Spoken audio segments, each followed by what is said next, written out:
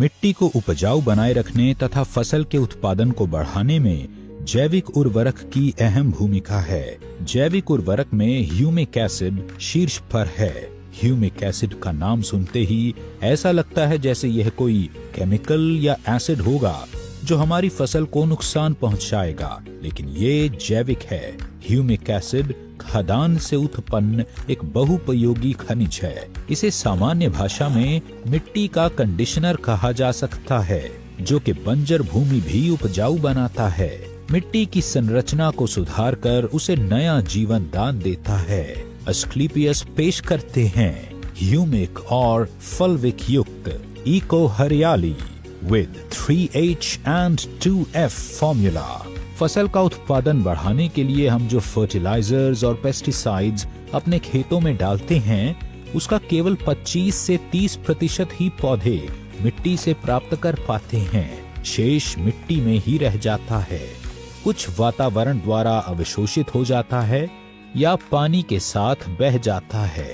Eco हरियाली मिट्टी में उपस्थित अघुलनशील फर्टिलाइजर को घोलकर पौधों को उपलब्ध कराता है।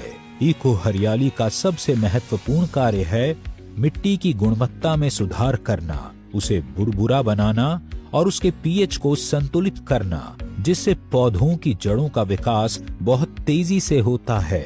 पौधों की जड़ों का विकास होने से मिट्टी में उपस्थित मिनरल्स और विटामिन्स पौधे के लिए उपलब्ध हो जाता है, जिससे पौधा स्थिर रहता है।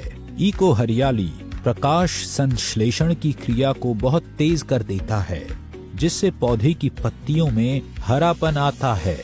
ये पौधों की शाखाओं में भी वृद्धि करता है। इको हरियाली पौधों के फूलों की संख्या को बढ़ाता है, जिससे फसल की उपज में 25 से 30% की वृद्धि होती है।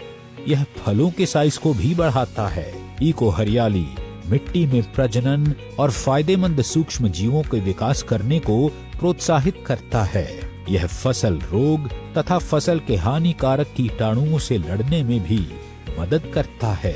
इको हरियाली का उपयोग सभी प्रकार की फसलों पर किया जा सकता है। इको हरियाली का अन्य फर्टिलाइजर्स और पेस्टिसाइड्स के साथ मिलाकर भी उपयोग किया जा सकता है। आप इसे स्प्रे में या किसी फर्टिलाइजर